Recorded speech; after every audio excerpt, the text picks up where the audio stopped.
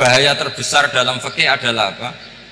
Mengkaji fikih tidak dari ahlinya. Ya saya ulang lagi ya, mengkaji fikih tidak dari apa? Ahlinya. Nah kenapa demikian? Begini, saya beri contoh. Ilmu fikih itu tentu pertama dari Rasulullah SAW, kemudian bersanad sampai kita atau kita sampai Rasulullah. Itu ngalami sekian ijtihad yang tidak mudah. Saya beri sekian contoh. Dulu Imam Syafi'i itu sukanya sama guru yang miskin, ya, karena rata-rata santri juga miskin, jadi mesti ngidolakan guru yang miskin, karena sesama miskin harus berkoalisi. Tapi akhirnya gurunya Imam Syafi'i itu miskin sekali, namanya Muslim bin Khalid Az-Zanji itu miskin, Sufyan As-Tsauri miskin, Sufyan bin Uyainah miskin. Setelah ngaji di Medina itu Imam Malik itu kaya, pas itu Imam Malik sudah kaya. Setiap ketemu Imam Syafi'i dikasih uang. Sampai ketika Imam Malik itu bilang, kamu sudah alim, ilmu saya sudah habis, kamu ngaji sama yang lain. Sama siapa? Kata Imam Malik, orang yang sealim saya sudah meninggal, namanya Abu Hanifah, tapi dia punya murid namanya Muhammad bin Hasan Asy-Syaibani, kamu ke sana. Terus Imam Malik datang ke Baki. Dulu Baki itu pasar rental, ya Grab lah kira-kira sekarang itu. Mengumumkan siapa kafilah yang mau ke Irak. Kita ya Imam Malik, dibayari sama Imam Malik, ini yang antar ke Irak, ke Muhammad bin Hasan Asy-Syaibani. Imam Malik mulai ngeper, guru saya yang miskin tidak pernah nyangoni, guru-guru saya yang kaya sering nyangoni. Mulai memasalahkan kiai miskin gitu, kira-kira seperti itu, mulai masalah gitu. Setelah datang ke Irak di Muhammad bin Hasan Asy-Syaibani itu si Muhammad bin Hasan Asy-Syaibani itu kalau ngitung uang itu di meja tamu. Jadi punya emas lantaan, punya uang, kira-kira kalau Indonesia punya rupiah, punya dolar, dihitung itu di ruang tamu. Kata Imam Syafi'i, saya dengan Imam Malik saja nggak serk, ini lebih kedonyan lagi kiai. Ngitung uang itu di ruang tamu. Terus akhirnya si Muhammad bin Hasan Asy-Syaibani ini ahlul usul, dia pakar usul. Kamu heran sama saya? Iya, kiai kok kedonyan, dia ngomong gitu. Tapi kata Muhammad bin Hasan Asy-Syaibani, kalau kiai tidak boleh kaya, ini tak kayak wong fasik. Dan gue demenan, gue mabuk. Oh jangan, nanti dipakai maksiat. Penjenengan mawon kersane digituan. Berarti kiai oleh sugih, mun pun angsal-angsal. Semenjak itu jadi satu fikih bagi Imam Syafi'i. Ternyata kalau mengharamkan kiai sugih berarti membolehkan yang fasik sugih. Kalau yang fasik sugih bisa dipakai i'anah alal maksiat. Semenjak itu mindset pikiran Imam Syafi'i rubah. Saking rubahnya sampai beliau berpendapat orang bisa beli Alphard, kok beli carry itu haram. Bisa jadi bupati kayak Pak Roba, kok jadi RT haram. Pokoknya gitu. Bisa keren kayak Gus Bak, kok jadi orang pendengar haram. Pokoknya haram terus. Karena dalil beliau al-Islam ya'lu wala ilaha. Coba sampean ridho misalnya jadi orang Gresik dipimpin orang yang nggak sholat, ridho ndak? Ndak. Atau sholat tapi nggak bisa ngaji, ridho ndak?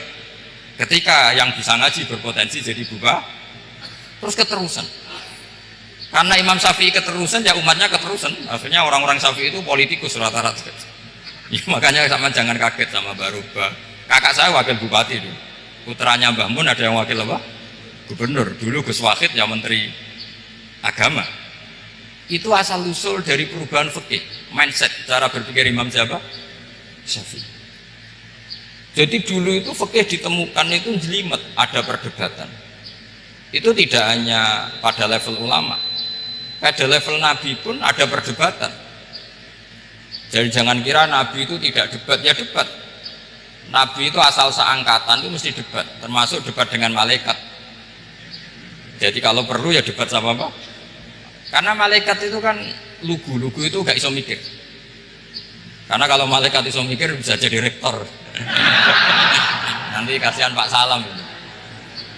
Malaikat gak boleh jadi rektor. Malaikat Israel itu nggak tahu etika. Jadi beliau ketika mau membunuh, mencabut nyawanya Ibrahim, datang, ya Ibrahim, saya ini disuruh nyabut nyawa kamu. Kata Ibrahim, wah kamu itu pasti salah. Kamu tahu saya siapa? Saya ini Khalilur Rahman, kekasih Allah. Masa kekasih membunuh yang dikasih? Ini enggak benar, logika itu enggak benar, pasti kamu salah. Karena Israel itu tidak bisa debat. Ketika ditanya, hal ra'aita khalilan yumitu khalilah, masa kekasih membunuh yang dikasih? Saya ini Khalilur Rahman, masa Allah mencintai saya kemudian membunuh saya? Itu logika agak benar. Tidak, keliru, kamu itu keliru. Israel akhirnya terbang lagi.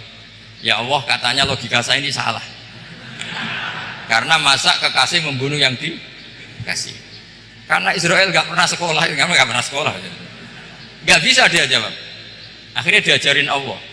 Dah kamu bilang gini ke Ibrahim, hal ra'aita khalilan yakrahu ayyalqa khalilah, masa kekasih tidak siap ketemu yang dikasih? Dibalik logikanya. Akhirnya datang lagi ke Israel, kata Allah begini, masa jenengan kekasihnya tidak siap ketemu yang kau kasih? Oh ya ya, oke, mati, gak apa-apa. Jadi ilmu itu ngalamin perdebatan. Jadi saya datang murni karena Kiai Mas Bukin, bukan karena MC. Itu dosa besar kalau saya datang karena MC. Karena saya punya kewajiban yang lebih besar. Jadi yang bisa mengalahkan adalah a'dzuma minhu, yang super besar kira-kira. Karena jelas ada riwayat inna min abaril birri silatar rajuli ahla wuddi abi. Ya, inna min abaril birri silatar rajul ahla wuddi abi. Di antara kebaikan yang sangat baik adalah seseorang menyambung teman bapaknya. Padahal sampean kan nggak mungkin teman bapak saya. Teman saya aja nggak mungkin, nggak level apalagi bapak saya kan. Jadi malah muhal itu. Jadi ilmu itu harus mengalami satu gesekan, karena logika itu bisa dibalik. Nah, karena ilmu itu mengalami satu gesekan, satu logika yang bisa kayak iya kayak enggak. Sehingga jargon di dunia ijtihad itu begini, ra'yuna shawabun yahtamilul khata' wa ra'yuka khata'un yahtamilus shawab. Pendapat saya benar tapi mungkin salah, tapi pendapat kamu taruhannya salah dulu tapi ya mungkin benar. Jadi mustahid, kalau ketemu mustahid itu lucu ngomongnya itu, ra'yuna shawabun yahtamilul khata', pendapat saya tarifnya benar dulu tapi ya mungkin salah. Kalau pendapat kamu salah tapi ya mungkin benar, atau mungkin bisa salah, ya tidak tahu, pokoknya mungkin benar. Nah, kenapa demikian? Begini, di luar masalah tauhid, saya ulang lagi, di luar masalah tauhid itu tentu ada masalah-masalah yang sifatnya ijtihadiyah. Ya, saya ulang lagi, yang sifatnya apa? Ijtihadiyah.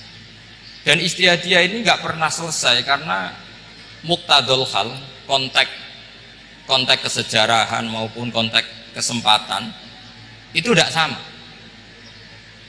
Dulu kiai-kiai itu ngaramkan dasi, ngaramkan celana, karena yang celananan yang dasinan itu penjajah. Jika mantasabbaha biqaumin fahuwa minhu. Tapi lama-lama kiai-kiai itu ya pakai dasi, pakai celana. Ya karena dianggap sudah tidak mantasabbaha biqaumin fahuwa minhu. Ini ngalami pergeseran. Semua ijtihad itu ngalami pergeseran. Lalu pertanyaannya begini, lalu ijtihad apa Gus yang permanen? Yang permanen itu ya ijtihad dengan alatul ijtihad, dengan alat-alat apa? Ijtihad. Saya beri contoh misalnya begini. Nabi Musa itu yang ngalami ijtihad. Kata beliau karena kangen Allah, itu ingin melihat Allah karena kangen. Rabbi arini anzur ilai. Qala lan tarani walakin anzur ilal jabal. Ya sudah, namanya orang kangen ya ingin melihat, ya sudah gitu aja. Sehingga ahli ilmu kalam itu berdebat.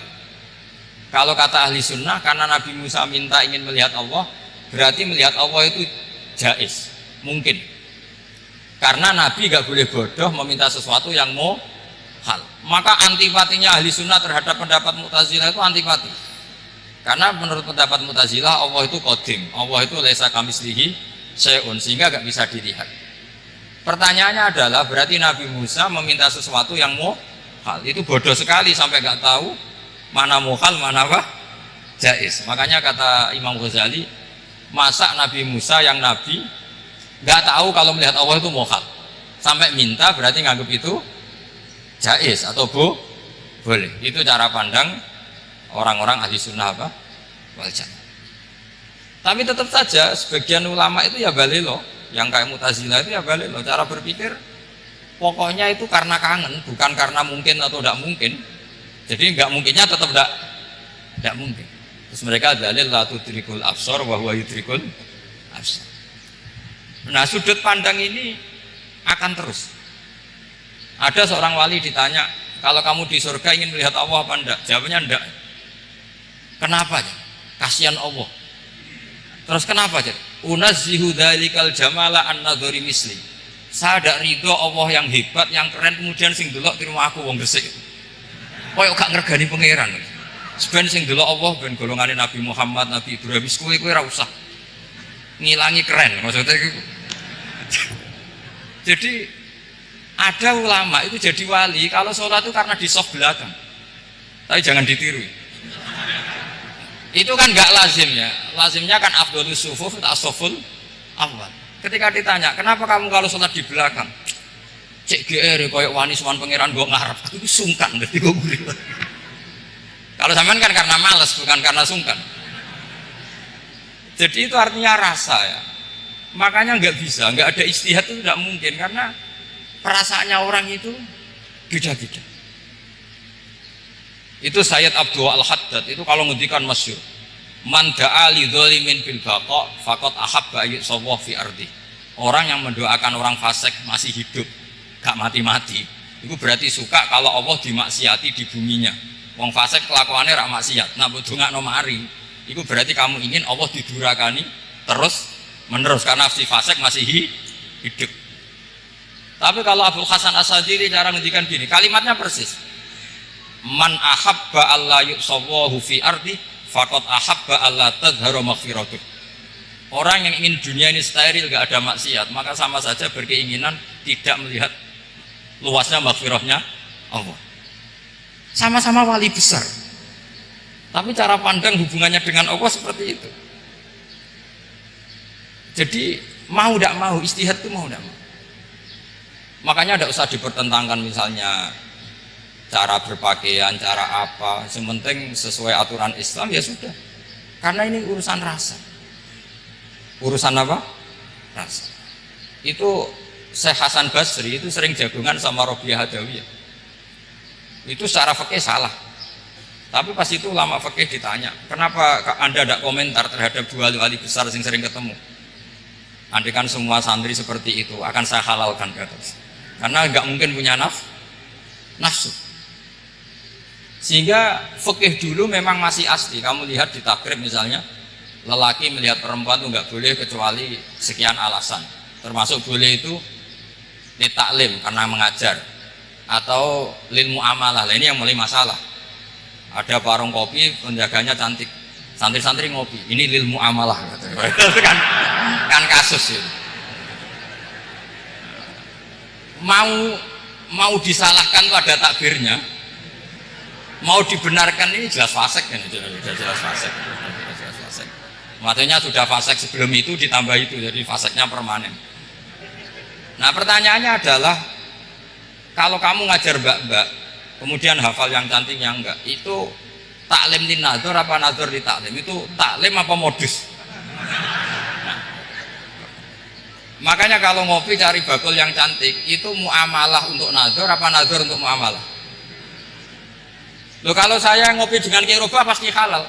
Karena begini, berjalan saja, bareng capek, nggak tahu itu warungnya siapa, terus berhenti ngopi. Kebetulan bakulnya cantik. Nah itu mungkin halal, karena kan saya tidak milih-milih. Ingin ngopi kebetulan bakulnya cantik. Kalau kamu kan nggak hafal daftarnya. Wah itu mesti haram itu mesti haram itu. Karena berarti kan kamu menjadikan ngopi ini modus. Gue jagani nak takok pangeran. Lo kok nazar? Muamalah Gusti, muamalah. Itu mesti modus. Maka fikih itu harus dikawal oleh tasawuf. Kalau enggak, semua hukum fikih bisa diakalin. Makanya Imam Bukhari punya satu bab namanya Kitabul Khiyal. Bab mengkhilaf fikih. Beliau itu antinya sama Abu Hanifah itu luar biasa. Nggak ada ulama dibenci Imam Bukhari kayak Abu Hanifah. Masyhur. Untungnya beliau nggak menangnya Abu Hanifah. Kalau menangi geger terus, bisa bahsul masail terus. Itu Abu Hanifah itu ulama yang suka khilah. Khilah itu ngerekayasa hukum. Misalnya begini, saya ini puasa agak lemes, ujian agak lemes, apalagi kiai serawati di duit, santri guling-guling lemes ini. Apa mangan itu kan, poso-poso kok mangan kan gak keren. Supaya saya bisa makan dan halal, saya bisa ngajak kiai Robai ya jalan-jalan, jalan-jalan nyari yang jarak 2 marhalah, ya sudah, terus bisa makan. Kalau ditanya Allah kok makan, musafir. Jadi bolehkah insya safar menciptakan pergi demi untuk supaya boleh iftar? Boleh enggak cara jenengan? Coba kok enggak boleh, alasannya apa? Kan pergi, perginya juga enggak maksiat. Itu khilaf. Tapi Sayyid Muhammad, Abuya Sayyid Muhammad, Muhammad bin Alawi, Sayyid Muhammad itu membela Abu Hanifah, artinya membela jangan semua khilaf itu diharamkan. Karena itu cara, saya ulang lagi, karena itu cara untuk mengawal bahwa hukum Allah itu luas. Karena kalau nggak ada khilaf itu ya kita kesulitan. Kita kesulitan. Misalnya begini, ini penjelasannya, makanya kita harus sering mendengar. Saya itu dulu masih sangat fikih itu protes, kenapa ada poluan polisi wanita? Itu kan pekerjaan cowok ya, pekerjaan pria. Tapi setelah mendapat penjelasan dari polisi itu alasannya masuk akal, Gus. Kadang-kadang orang nakal itu menyembunyikan narkoba itu di alat wanitanya. Itu kalau semua lelaki polisi kayak jenengan masalah itu. Sehingga memang harus ada polisi wanita karena sebagian pengedar narkoba itu perempuan dan menyembunyikannya di tempat itu. Kalau semua polisi cowok kan nggak kebayang. Sehingga kita akhirnya mendengar membolehkan polisi itu wanita. Ada wilayah yang harus wanita. Begitu juga ada pertanyaan, kenapa sih dokter kandungan itu cowok? Saya punya banyak santri yang muhibin saya itu dokter kandungan. Tak tanya, kamu itu kok cowok kok jadi dokter kandungan? Kan pekerjaannya seperti itu. Dia jawabnya lucu. Dari 10 yang tes jadi dokter kandungan, itu yang cewek itu lulus 2, yang cowok lulus semua. Karena ketika cewek dites melihat ketuban pecah darah itu langsung pingsan. Sehingga yang secara psikologi dablek itu kan memang lelaki. Jadi serah wongnya sewakit santai. Kadang nggak lahir-lahir dinteni nang joko rokokan santai.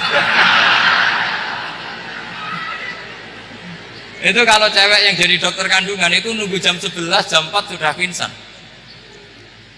Nah ini cerita, bukan berarti saya menghalalkan, enggak. Kita harus mendengar, saya ulang lagi, kita harus apa? Dan itu setelah mendengar itu nanti jadi disiplin ilmu, yaitu namanya fikih. Saya berkali-kali cerita di mana-mana cerita, fikih itu harus dievaluasi karena ini masalah furu'iyah. Saya berkali-kali cerita di mana-mana cerita. Hukum berteman orang fasik gimana? Pasti orang jawab haram karena takut ketularan orang fasik. Tapi kalau dibalik, hukumnya bina orang fasik gimana? Ya baik, umatnya Nabi bisa bina kalau berteman. Kamu bisa bina orang fasik tanpa berteman? Gak bisa. Jadi kalau dibalik, hukum berteman orang fasik gimana? Haram. Hukumnya bina orang fasik baik, bisa bina kalau berteman. Berarti berteman orang fasik ya terus nanti pada level lapangan sih gampang. Kalau yang soleh membina yang fasik dan yang fasik ketularan yang soleh, maka ternyata baik. Kalau yang soleh ketularan fasik ya berarti ternyata buruk. Tapi kan hukum masa nunggu kenyataan, kan jadi ya hukum. Di mana-mana hukum itu kan ada asumsi, karena ini masalah ijtihad. Nah itu yang dilakukan para ulama kita. Jadi sampean harus mengkaji fikih secara detail karena tidak hanya kita yang khilaf. Nabi-nabi juga khilaf dalam menentukan dakwah ilallah. Wali-wali kita kayak Abdul Hasan Asyadili sama Sayyid Abdul Al-Haddad itu juga khilaf. Imam Ghazali ya khilaf. Imam Suyuti itu kalau ketemu Al-Qastolani itu saling nggak nanya, saking nggak cocoknya, masyhur itu. Jadi ulama ya ora cocok. Bedanya nak saiki perkara partai. Kalau orang dulu enggak, karena pakai asumsi, karena memang susah. Dan misalnya saya tak bedai, tak beri Ndak misalnya ada orang rukuk kemudian ngentut, itu sholatnya batal apa enggak? Enggak, jawab saja. Enggak, orang sholat kemudian pas rukuk kentut atau kelihatan auratnya, sholatnya batal apa enggak? Batal. Lah itu kelirunya sampean, itu salah dosennya mesti itu. Pertanyaannya gini, yang dikatakan sholat itu kan aqwalun wa af'alun muftatahatun bitakbir muftatamatun bitaslim. Lalu ketika sampai rukuk apa sudah namanya sholat? Jika kamu katakan batal, namanya sholat aja belum kok sudah kamu katakan batal.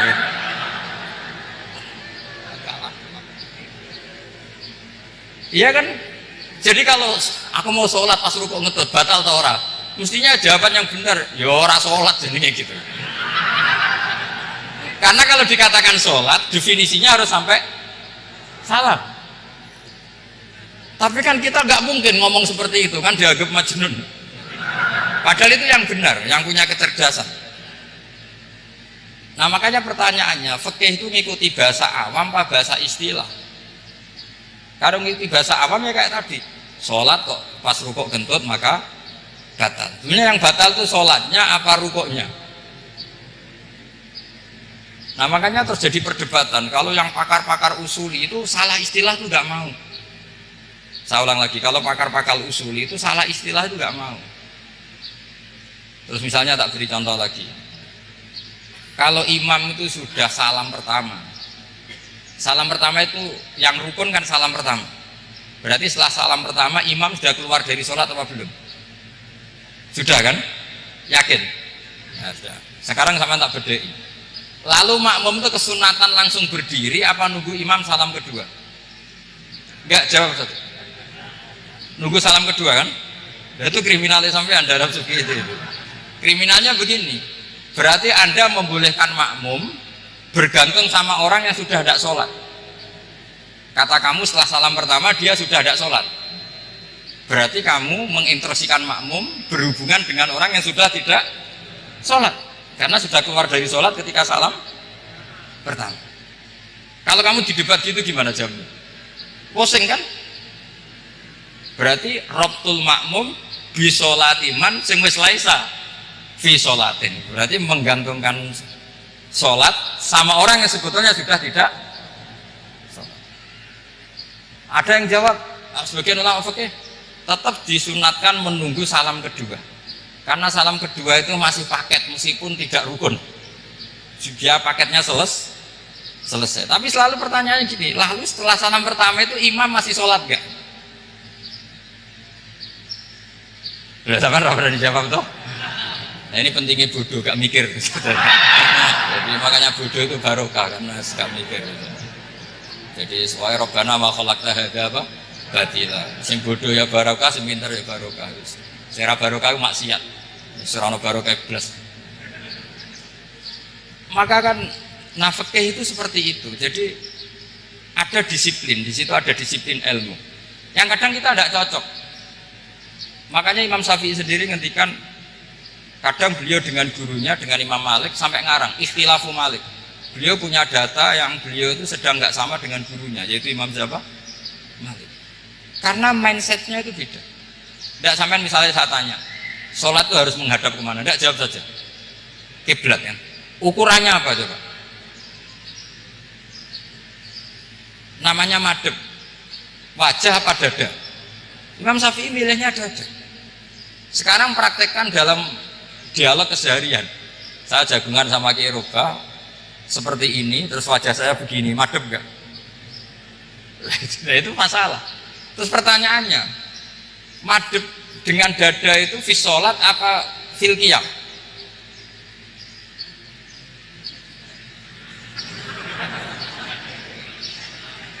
Loh enggak, kalau fi sholat pas sujud dada kamu madhep mana coba? Kamu tidak pernah mikir kan? Ya madhep pakai dada itu kan kalau berdiri, kalau rukuk sama sujud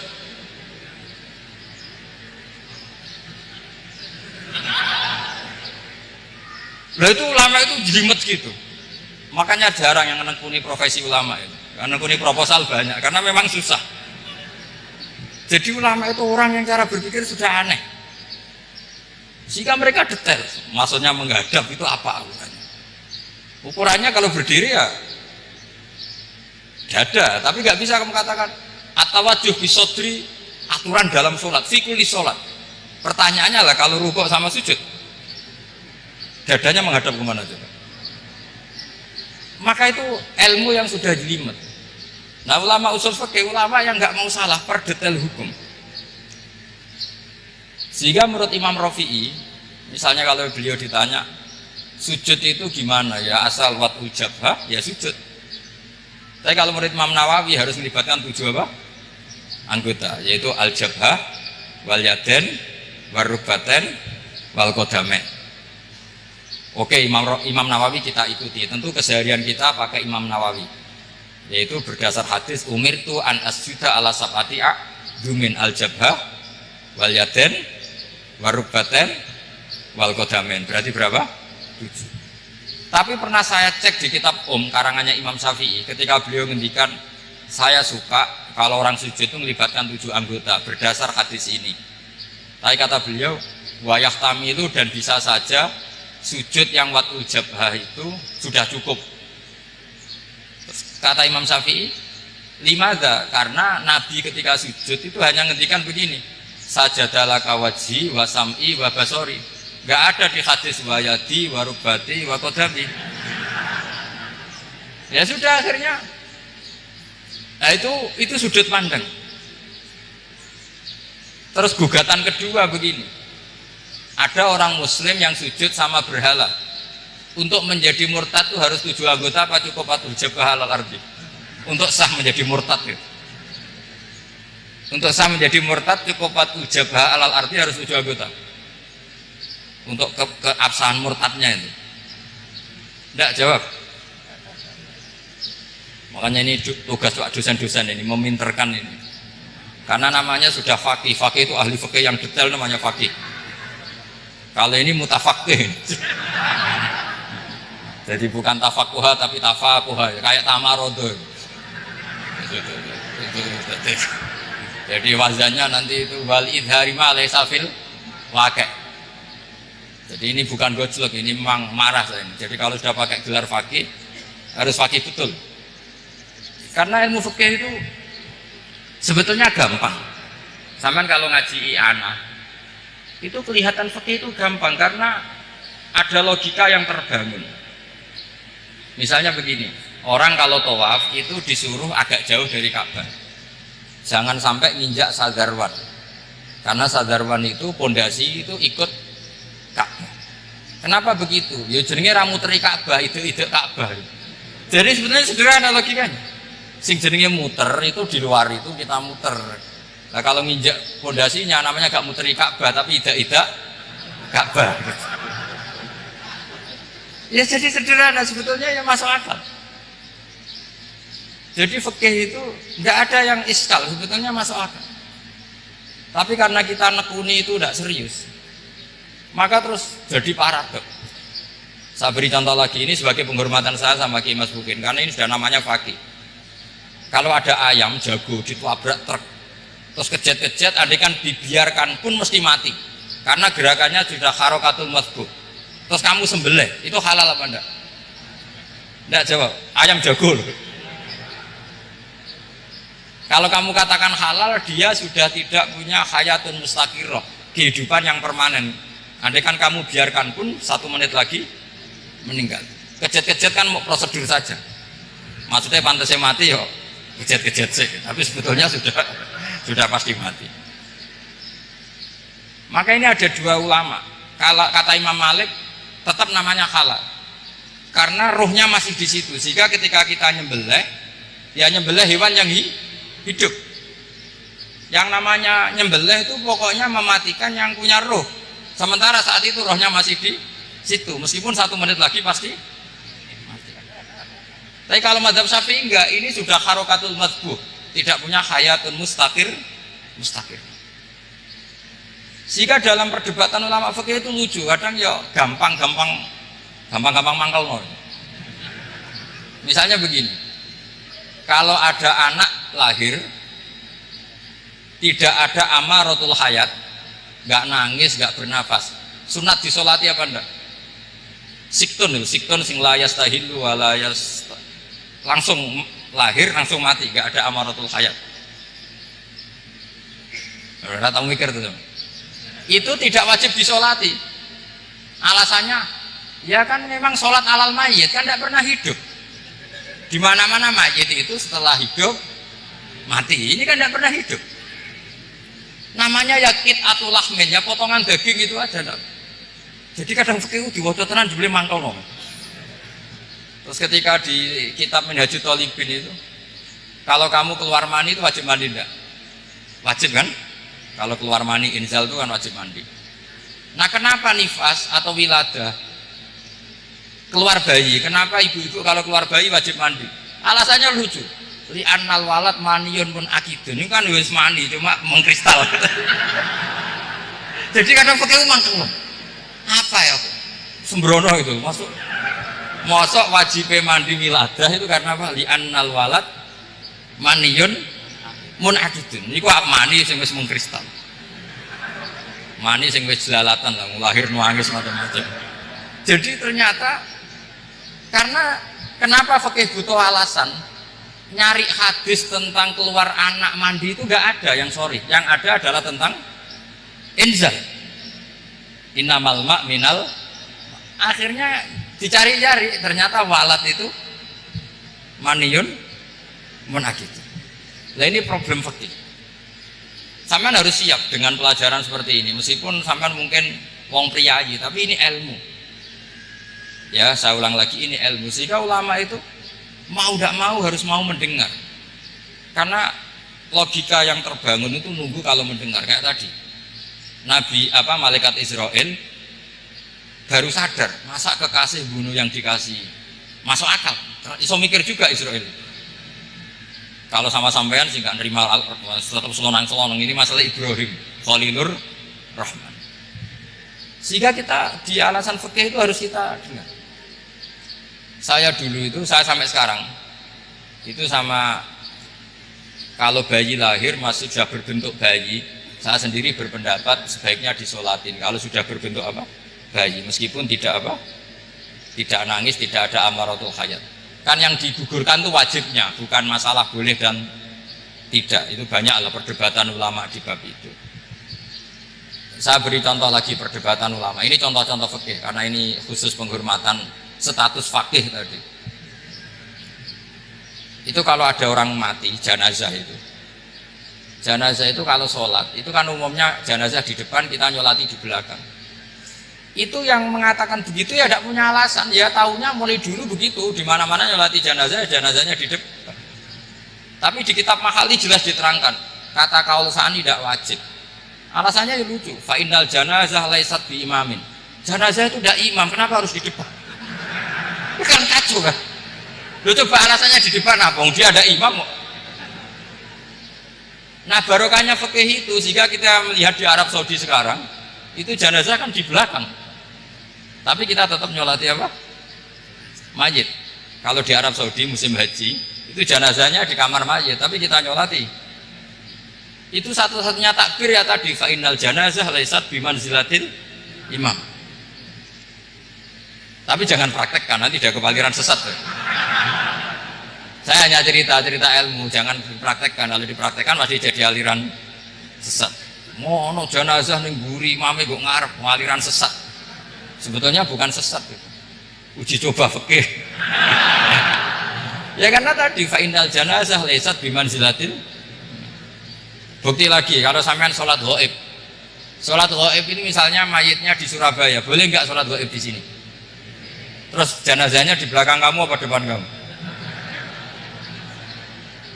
Nah ini kan fikih itu pokoknya gitu. Makanya standar furu'iyah itu susah. Karena perdebatannya itu mirip-mirip, kayak iya, kayak tidak, kayak. Makanya dulu zaman sahabat, ada sahabat itu mencintai Rasulullah. Senengannya sowan. Bukti cinta sowan. Banyak juga yang sahabat bukti cinta Nabi itu tidak pernah sowan. Alasannya ganggu. Kenapa kamu jarang sowan Nabi? Saya sering jamaah sama Nabi, saya tidak pernah sowan. Kenapa? Ganggu. Biar Nabi kalau di rumah sama anak istrinya, saya tidak mau ganggu. Makanya saya termasuk kiai yang gak pati seneng disowani. Karena ya itu tadi. Kalau mulang seneng saya, kalau disowani biasa. Kalau Kiai Roba itu nilai, nak pernah sepuh jadi rasuan nilai. Jadi beda. Saya sering dinilai kiai sepuh. Tapi bahasanya tentu tidak sowan, tapi apa? Nilai. Kalau sowan itu banyak. Ketika Rasulullah wafat, itu separuh sahabat hampir mayoritas, ya Rasulullah, kita semua ingin kita dulu yang meninggal karena engkau begitu penting. Maka jangan meninggal dulu, kita yang meninggal. Kalau kita yang meninggal itu gak apa-apa, tapi kalau engkau penting jangan meninggal. Tapi ada saja sahabat, lah tidak seperti itu. Saya suka Rasulullah meninggal dulu. Alasannya masuk akal. Biar Allah menyaksikan saya kama usaddikuhu hayyan usaddikuhu maitan. Allah biar menyaksikan saya iman kepada Nabi ketika masih hidup, dan saya buktikan setelah mati pun, setelah meninggal pun, setelah wafat pun iman. Jadi ternyata baisnya itu supaya orang tahu bahwa iman kita kepada Nabi itu iman yang super. Jika ketika beliau sugeng ya kita iman, setelah wafat juga kita iman. Kayak usaddikuhu maitan kama usaddikuhu hayyan. Supaya saya mentasdikkan beliau setelah meninggal sebagaimana kita mentasdikkan beliau saat masih hidup. Dan ternyata Allah ridho dengan perkataan sahabat itu. Kenapa Allah ridho? Karena menjadi pelajaran bagi orang-orang yang ditakdir gak menangi Rasulullah SAW. Tetap mereka iman. Jangan kayak setan itu kurang ajar betul kalau iblis itu. Masyhur itu, iblis itu nangis-nangis dengan Nabi Musa. Iblis itu takutnya sama Allah itu luar biasa, sampean kalah. Iblis itu setiap ketemu malaikat karena dia ngerti alam gaib, mesti apa itu? Kama sali syaitani isqala lil insani kufur falamma kafara qala inni bari'um minka inni akhafu wa rabbal alamin. Jadi setan iblis itu paling sering bilang inni akhafu wa rabbal alamin, karena iblis itu tahu surga, tahu neraka, tahu kekuasaannya Allah. Jadi takutnya sama Allah luar biasa. Makanya setiap dia mengajarkan kekafiran, setelah orang itu kafir gimana? Inni bari'um minka inni akhafu wa rabbal alamin. Saking takutnya sama Allah, suatu saat iblis ini datangi Nabi Musa karena tahu Nabi Musa itu kalimullah, orang yang bisa komunikasi langsung dengan Allah. Ya Musa, ya kalim Allah, saya ini makhluk, saya takutnya sama Allah luar biasa, tolong rayukan Allah supaya nerima tobat saya. Karena dirayu terus lama-lama Nabi Musa bilang, oke, tak rayukan Allah sama Allah. Karena Musa kekasihnya, ya Allah, iblis punya ingin tobat, tolong dikasih hak tobat. Kata Allah, oke, dia bisa tobat asal mau sujud di makamnya Nabi Adam, karena kesalahannya dia gak mau sujud sama Nabi Adam. Semenang Nabi Musa karena ada cara untuk iblis menjadi tobat. Dikasih tahu sama Nabi Musa, alhamdulillah kamu diterima tobatnya. Syaratnya apa? Sujud ke kuburannya Nabi Adam. Wah, iblis ya tau aslinya terus. Asjuduhu maitan waqad la asjuduhu hayyan. Zaman urip ora gelem, pomene wis mati. Oh, dasar setan itu. Zaman urip aku ora gelem, wis mati kok kon sujud. Umat maksudnya terus ya sudah terus sampai sekarang akhirnya. Kalau sekarang sudah tidak mungkin lagi karena nggak ada Nabi Musa. Jadi ijtihadnya sahabat melihat wafatnya Rasulullah itu beda-beda, dan ternyata semuanya diridhoni Allah. Karena ternyata yang suka Nabi wafat dulu adalah ingin supaya umat Islam tetap mencintai beliau, iman sama beliau, tasdik sama beliau, sebagaimana tasdik zaman sugeng. Makanya kita harus mencintai guru-guru kita. Uhibbuhu maitan kama uhibbuhu hayyan. Saya sampai sekarang itu ya merasa Mbah Mun itu tidak meninggal. Saya masih merasa kalau bapak saya tidak meninggal, karena kita mencintai beliau-beliau ketika hidup dan ketika wafat itu sah. Karena beliau-beliau sama kita juga seperti itu. Rasulullah itu ketika mendekati wafat, ya bahasa halusnya intaqala ila rafiqil a'la. Itu Nabi kalau ngedikan tuh rileks sekali. Hayati khairun lakum wa wafati khairun lakum. Cung aku nak urip ku ya apik. Engko nak aku wis kapundhut ya apik. Fa amma hayati fali asunna lakum asunan. Sebagian riwayat fa innakum tuhadditsuna anni wa uhadditsu ankum.